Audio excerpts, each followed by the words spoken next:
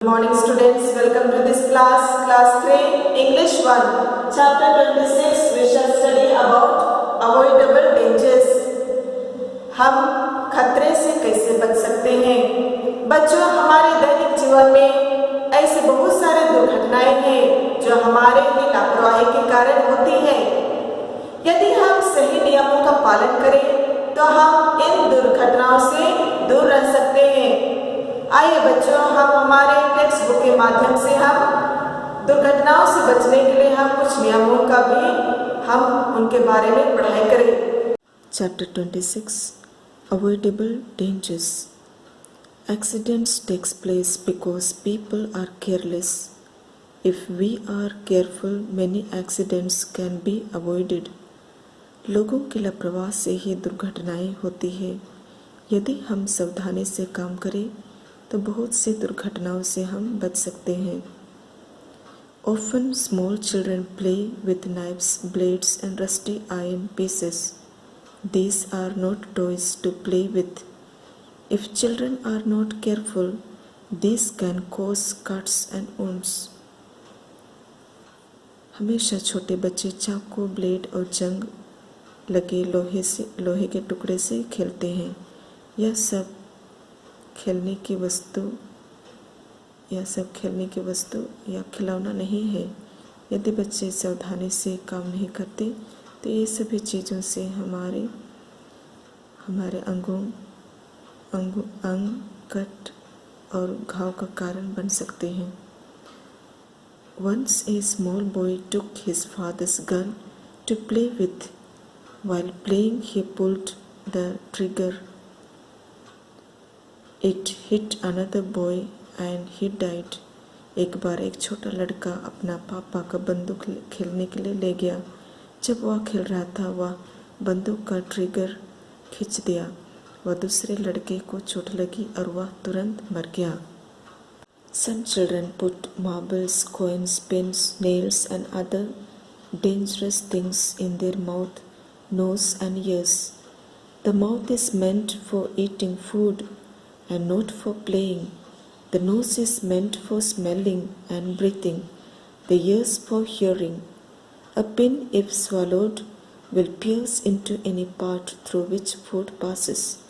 This is very dangerous and may lead to an operation or may even cause death. कुछ बच्चे पत्थर, coins, pin, nails या दूसरे खतरे सामानों को मुंह, नाक, कान में डालते हैं। मुंह खाने के लिए है और खेलने के लिए नहीं। नाक सूंघने के लिए और कान सुनने के लिए। यदि पिन हमारे शरीर में निगल गया हो तो वह खाना जाने वाले नली और किसी भी शरीर के अंगों को वह छेदित कर देगा और यह बहुत खतरा है और इससे ऑपरेशन करने से हमें बाधित कर देता है या यह मृत्यु का कारण भी बन सकता है। Some children play with electric wires and switches. This may give them shocks. People often die of electric shocks. कुछ बच्चे इलेक्ट्रिक वायर्स और स्विचेस से खेलते हैं। हमेशा लोग इलेक्ट्रिक शॉक से मर भी जाते हैं। We should see that children do not go very near a working table fan. हम लोगों को यह देखना है कि बच्चे टेबल फैन के नज़दीक ना जाए। All electric things should be used carefully. We must see that there is no leakage. जितने भी इलेक्ट्रिक सामान हैं उससे हमें सावधानी से व्यवहार करना चाहिए। हमें यह देखना है कि वहाँ कुछ लीकेज ना हो। Accidents on the road are very common. Sometimes we see children playing on the road. It is not safe to play on a road. The road is meant for traffic and not for playing games. The cycles, auto rickshaws, cars and buses have to pass there. One of the ways to avoid road accidents is to observe the rules of the road. तो रास्ता यातायात के लिए है और games के लिए नहीं। एक्सीडेंट से बचने के लिए केवल एक ही रास्ता है, वह है रास्तों के नियमों का भी पालन करना चाहिए।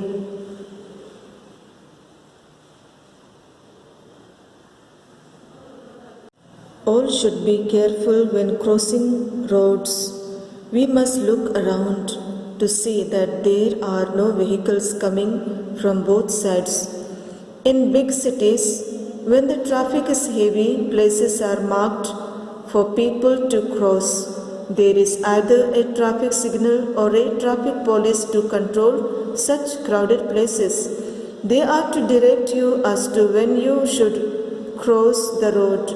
If we cross the road at the right place at the right time, road accidents can be avoided. हमें सावधानी से रास्ता क्रॉस करनी चाहिए। हम लोगों को दोनों साइड देखना चाहिए कि कोई व्हीकल आ रही है या नहीं।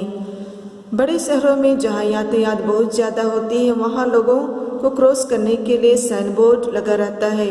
वैसे भीड़ जगहों में लोगों को कंट्रोल करने के लिए ट्रैफिक सिग्नल या वहाँ पर पुलिस लगे रहते हैं। यदि हम सही जगह पर सही समय पर हम रास्ता क्रॉस करते हैं तो हम एक्सीडेंट से दूर रह सकते हैं।